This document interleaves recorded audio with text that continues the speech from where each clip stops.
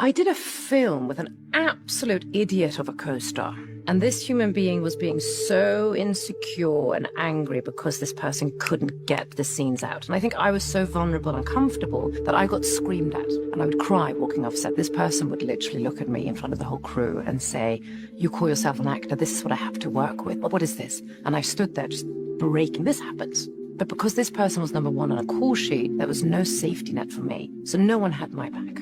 And I remember the next day I walked on and I said, "You get off my set."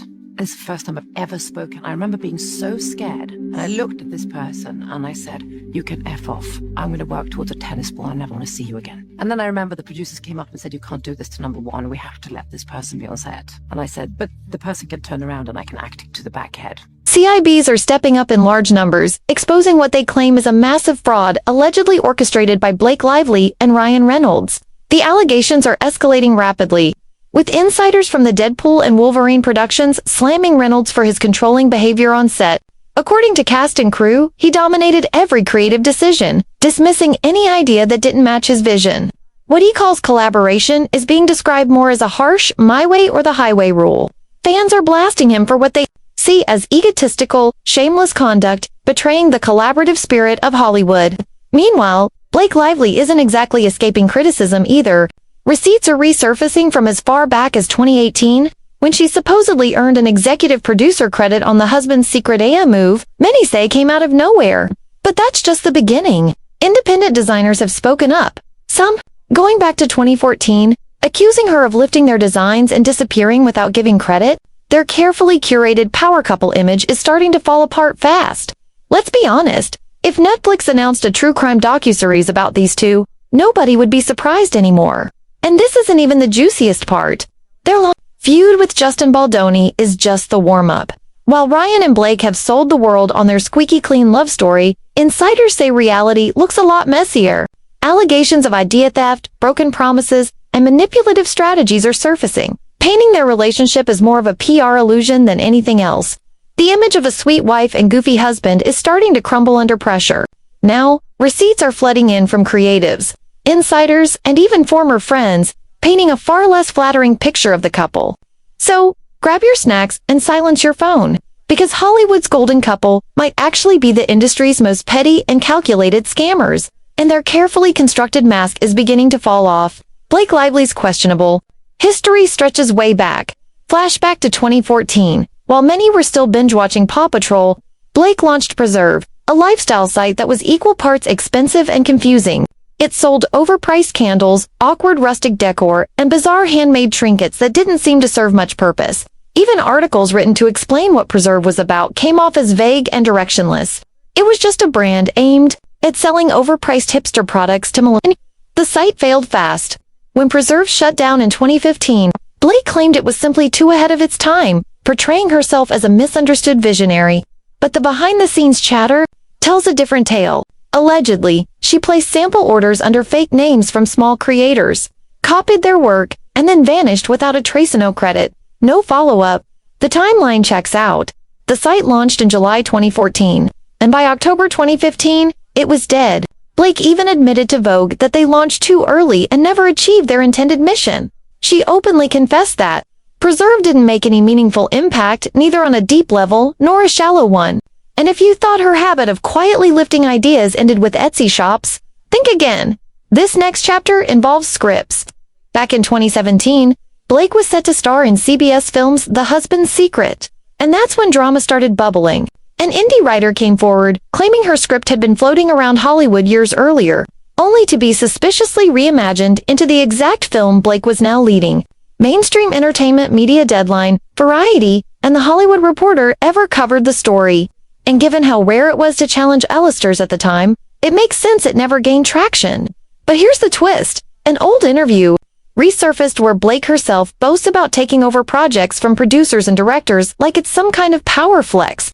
To back that up, a little digging confirms she wasn't just acting in The Husband's Secret. She also somehow secured an executive producer title. In Hollywood, this title often doesn't mean real work. It's more about flexing influence and status.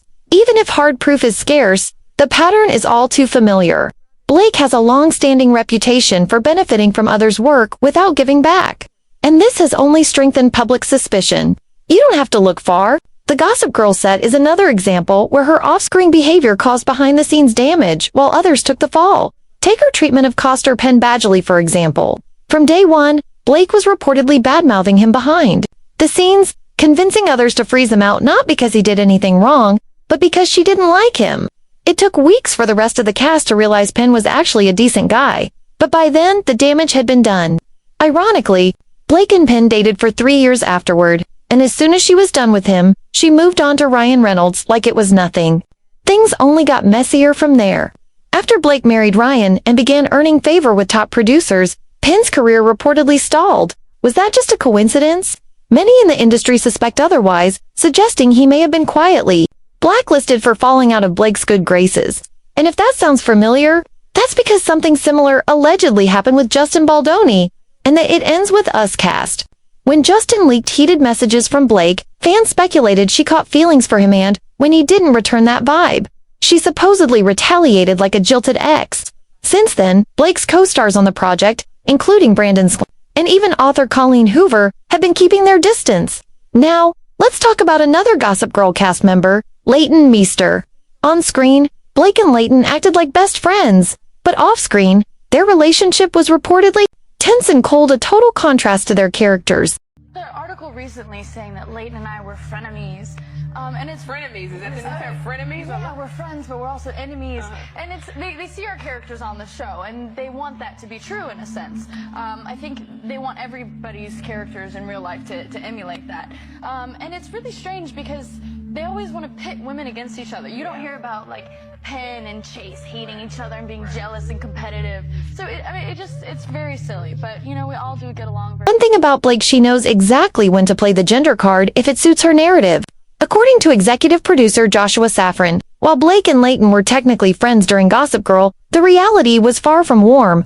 In Hollywood terms, that usually means there was serious tension behind the scenes. If you've ever watched their press interviews, the discomfort is hard to miss. The awkward energy was practically jumping off the screen. Sense when you're watching a show that there's not an obvious choice between good and evil. So she would seem like the obvious choice, but she's also got, you know, flaws as well. But I think I'm just brunette because of the books. And everyone knows blondes are nicer anyway.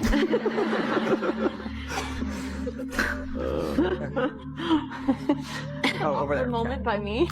Then there's Armie Hammer, who played Gabriel on Gossip Girl. While he never outright named Blake, his departure from the show raised eyebrows. He didn't throw direct shade, but the message was loud and clear, something behind the scenes drove him to leave early, and all signs point to Blake being the reason for his quiet but sudden exit. Let me just say, that was a tough show to film, and I didn't end up actually filming all of the episodes I was supposed to because it was such a tough film. Really? Literally, you said, get me out of this. It was also like, get him out of here. Yeah, Really? Yeah. So it just literally was that. Whose love interest were you? I was Blake Lively's love interest. You were? Yeah. Okay, well, Sounds like she was the problem. it sure does. And honestly, at this point, is anyone even surprised when it comes to Blake's all-time diva moments?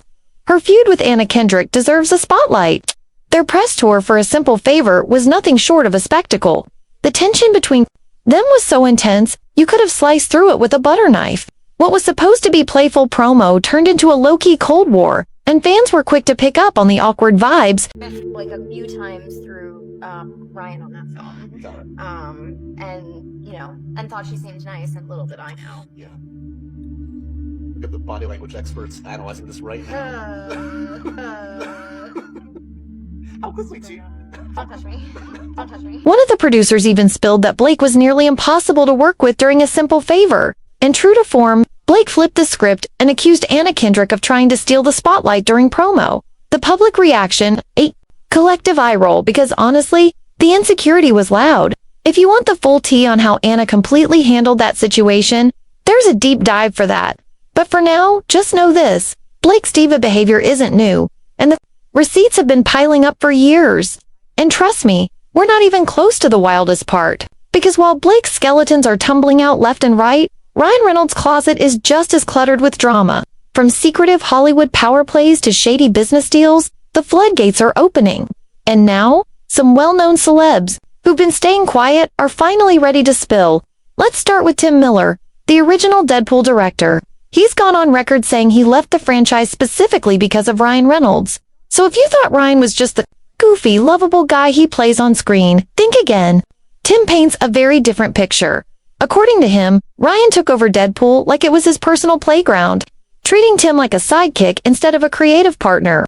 The word is, Ryan wanted control over everything: the script, the scenes, the tone, everything.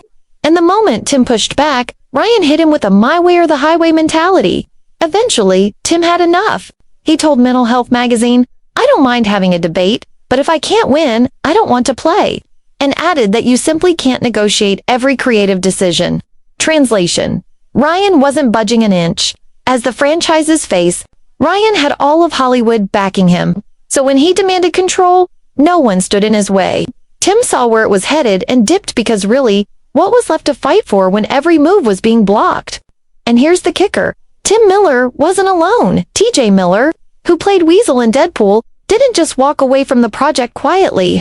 No, he made it very clear exactly why he was done working with Ryan Reynolds. Everybody was like, why is Ryan doing this? And the other weird thing is, like, maybe he got, I think he's kind of an insecure dude. He's really nice, but I mean, his Twitter bio is showing you the parts of me that tested the best in focus groups. And I'm not sure that he's joking. I think after he got super, super famous from the first Deadpool, then things kind of changed. I think he was like, see, you guys see? And then I think I don't know. I mean, would I work with him again? No. No. I would not work with him That again. much